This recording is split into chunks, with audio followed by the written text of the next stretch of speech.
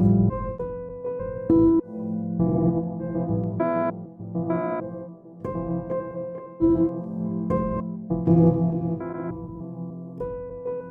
everyone, welcome back to another Ableton tutorial. Big shout out Patreon crew, it means a lot, the support over there. Big shout out everyone YouTube crew. Okay, so today let's jump into it. Ambientcore. Ambientcore. You might have clicked on this video thinking, what the fudge is Ambientcore? Is it a thing?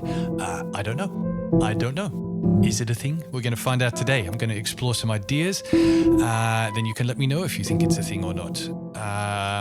So, what do I mean by Ambientcore? What is happening? What can you hear in the background? So, yesterday I was playing around with some junglecore, drumcore, breakcore kind of ideas, chopping up some drum loops and making them do all kinds of weird, unexpected, crazy type things. And this morning, well, today is Sunday. This morning I got up and I was listening to some Eric Satie music, and I thought, wow, what happens if we try putting junglecore ideas into a sort of more of a calmer melodic sample, and the result is what you can hear in the background. So what have we done? What have I done? What are we going to do now? Let's take it apart. Let's delete. Let's start from the beginning and see what Ambientcore is. We're going to press stop on you.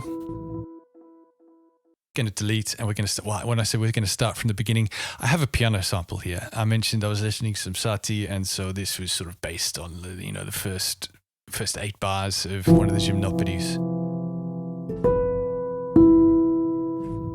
So I made this this morning. Patreon members can download this entire set, use this sample in any of your own musicking, in any of your own doing. But this is what we're going to use today. So that's the sample, and we're going to chop it up, and we're going to do lots of breakcore-y type things and try and turn it into some ambient core. So we're going to use Simpler, drag into Simpler, click and drag and drop the sample into here. And now we're going to use slice mode. This is what we use when we're chopping up drum loops in Simpler. By default, it slices by transient, but we don't want to do that. We want to slice by beat, as if it was a drum loop. And I want to divide it in 1/8 notes, not quarter notes. Right, now, what's going to happen is each of these samples is going to be played back on a different key. So if I open a MIDI clip here and turn on the auditioning, we should begin at C1 when we're using slice mode, not C3 in sort of standard sampler situation. So C1 is the first of those samples, and so on all the way through. So I'm going to begin by just programming it in to play through this loop. So we want something like there. Probably want to duplicate that and put you there. Now let's minimize this so I can see what's going on. Probably actually want to duplicate all of that. And now, if I press play on this, we should have it playing back roughly as it sounded. There'll be some clicks, you'll hear the samples starting and stopping, but it should just sort of play back. And there you can see the bar moving through as we play back through each sample. And I think we're just going to use, the first half of it. Now we can hear some clicking, just want to get rid of a bit of the clicking here. Now we can hear some sort of rhythmic beating. That's not a big problem. That's going to disappear later on. So this is kind of our base sample. Now what I'm going to do is play with all sorts of warp functions to create some interesting artifacts and strange type things. So we can warp, you may have played with warping just on sort of standard audio clips like this. Let's stop that. Let's play. So we can create warp markers and move all the bits of audio around like this. And using the different types of warp modes here, we can do all sorts of interesting things with the way that Ableton tries to move things around. I did an earlier video on sort of some more extreme uses of warping functions here, but that's essentially what we're going to play with today, but we're going to do it inside of Simpler because Simpler has a warp function. So I'm going to turn warp on. It's already selected that it's warping it as 8 bars, which is correct. I'm going to change a couple of other things here, which we're going to want to use on all of the samples, which is going to want to change this to gate, meaning that the sample will start playing and stop playing when MIDI notes start playing and stop playing. And I want to turn this velocity to volume down to 0 because I'm going to want to use the velocity information to do something different later on. So this is our starting point. So I'm going to group that, press Command G, open up the rack, group rack, thingamajigo, instrument rack thingos here, and let's just call that main. Now I'm just going to create sort of, again, 9 or 10 increasingly weird versions of that. So I'm gonna duplicate. I'm gonna just listen to this one. And as I mentioned, we're gonna play with sort of the parameters of the warp and the warp functions themselves. So first of all, I can bring down the envelope here.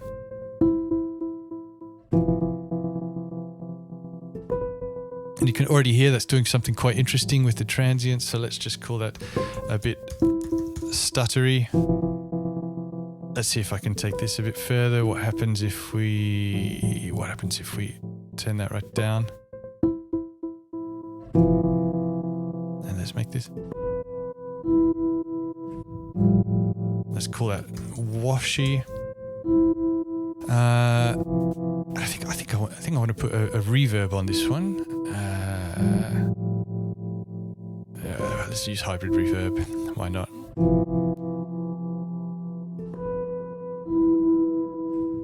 Now, whilst I'm here, I'm actually going to put an echo on this first one. Echo.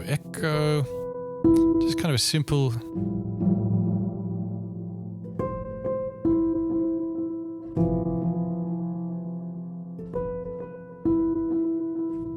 Yeah, just something like that. Okay, let's duplicate that. Let's turn the echo off. And let's see what we can do here. So at the moment, yeah, we're playing through the sample at sort of regular speeds. So many of the other warp modes are not gonna have to do much work because it's sort of at the tempo that we're already at. We can use these here to halve or to double the tempo of the sample. So, or we can halve. Already sounding cool. And if I change the beat division here to also be halved, now it's playing back through the sample at the original speed, but it's sort of only playing every second slice and it's really stretching those slices. So if I was to change that to texture mode,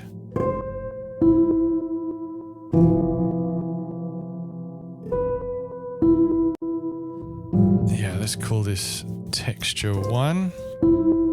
Duplicate that. And let's halve this. And let's halve this again. And let's change this maybe to tones.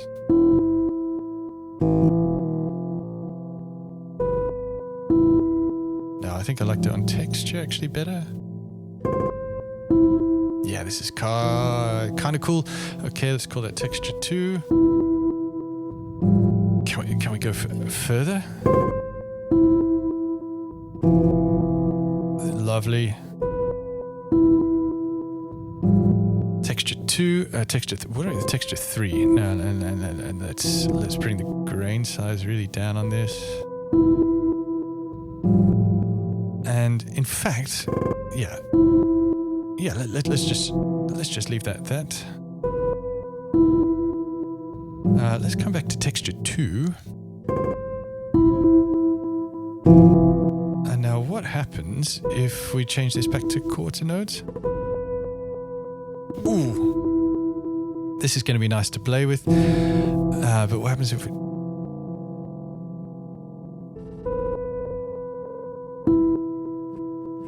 Yeah. No, I think back to texture.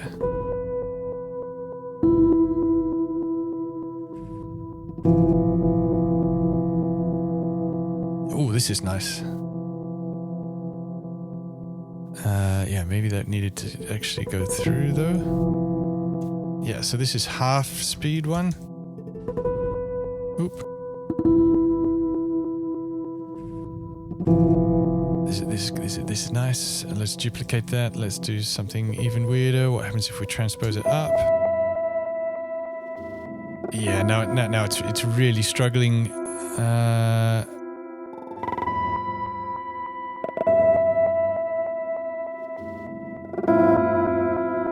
Yeah, so you can hear now it's really struggling with the stretching because we've maxed out the amount, but also we've pitched it up, which means it has to work harder. Come on. Okay, let's keep going. What else can we do here? What happens if we change this to beat mode? And what happens if we change this to transient? Well, let's go back to texture on this. Yeah, let's bring down the sensitivity. Okay, now we need more.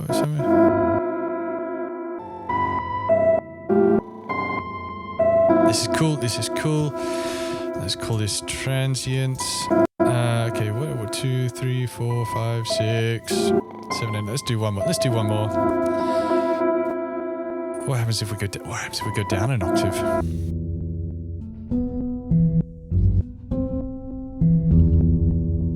This is cool as well. Let's add a couple more effects. Let's add, I think maybe maybe an echo on there is going to be cool as well. I'm really just using echo and delay. I mean, of course you can go wild with your effects. You know that.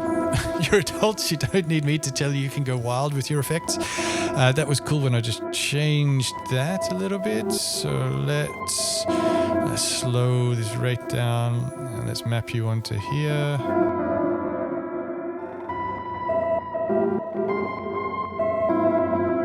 I like that.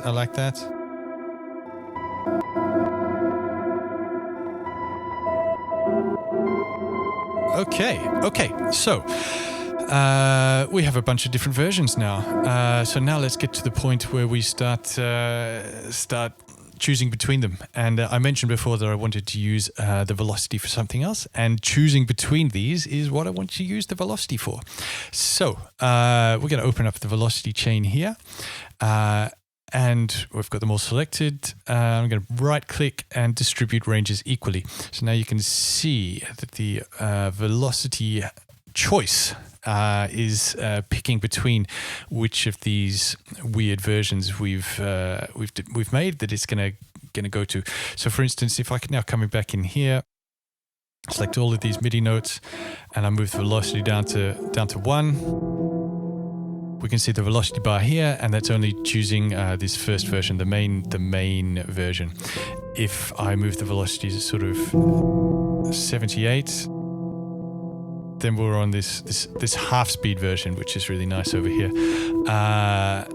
And if I move it up to sort of all the way up here, then you can see we're on this sort of transient octave down version. That's nice.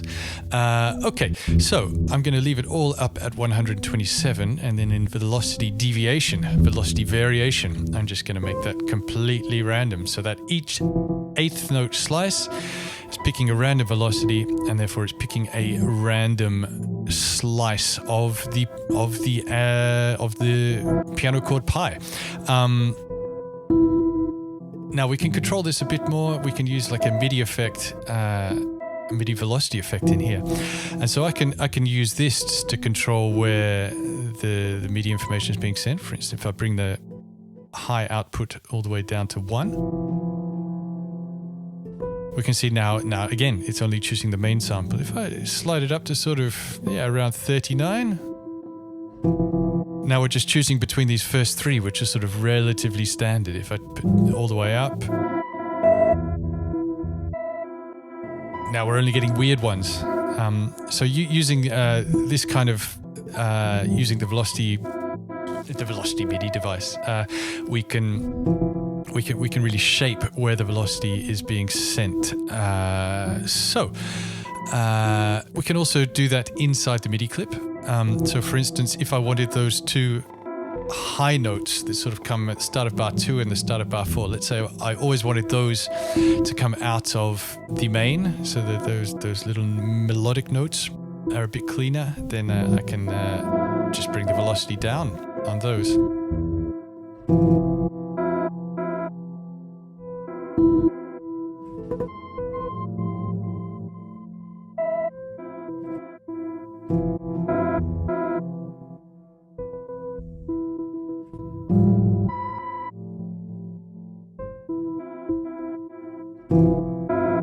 So there you go.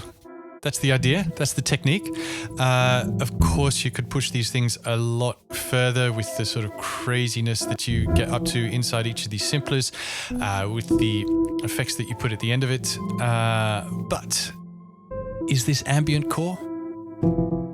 Drop a note in the comments. Let me know what you think. Let me know if you have any ideas for future videos, things you want me to dig into more.